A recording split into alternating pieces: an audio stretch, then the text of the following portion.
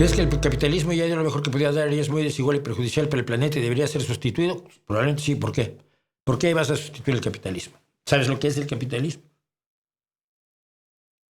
Sabes que la señora que tiene una tienda de dulces es capitalista, ¿verdad? O el que tiene un restaurante es capitalista, según la definición clásica de capitalismo.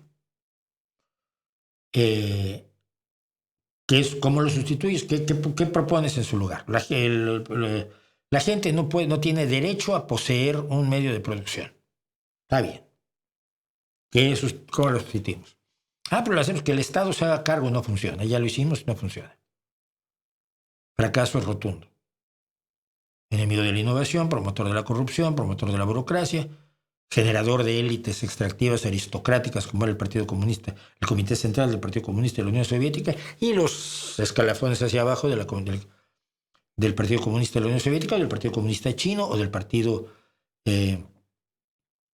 Juche de Corea del Norte, o el Partido Comunista Cubano, que era el que comía. Yo estaba en Cuba en el 92, cuando era el pleno periodo especial, porque la Unión Soviética ya no iba a pagar las facturas de las ocurrencias de Fidel. Entonces mis amigos estaban cocinándose la comida quemando sus muebles. Estuve con uno de ellos en su casa, estaba quemando un mueble para darnos de comer. Me rompí el alma. Y luego nos invitó a cenar Fidel y ahí sí había de comer, pero hasta pachangarte. Porque los del Partido Comunista sí comían. Así que eso no funciona. ¿Qué otra opción me das? Y si yo te digo que la gente puede tener un medio de producción, pero puede obligarla a que sea justa en el trato a sus trabajadores, en el trato a sus consumidores, en el trato a sus proveedores, en el trato al medio en el que se desarrolla, a los vecinos que tiene, que no puede abusar, que no puede engañar, que lo vigilo y lo regulo para que se comporte correctamente, para que pague buenos salarios, para que tenga seguridad en el empleo y pague impuestos suficientes para que los hijos de los obreros vayan a la universidad.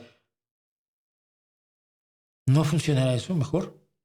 Porque es lo que hacemos los socialdemócratas. Pero si tú quieres acabar con el capitalismo, Alirio, estoy totalmente de tu lado. Dime con qué lo sustituimos y lo analizamos. Mientras no me lo des, yo tengo que manejar lo que hay.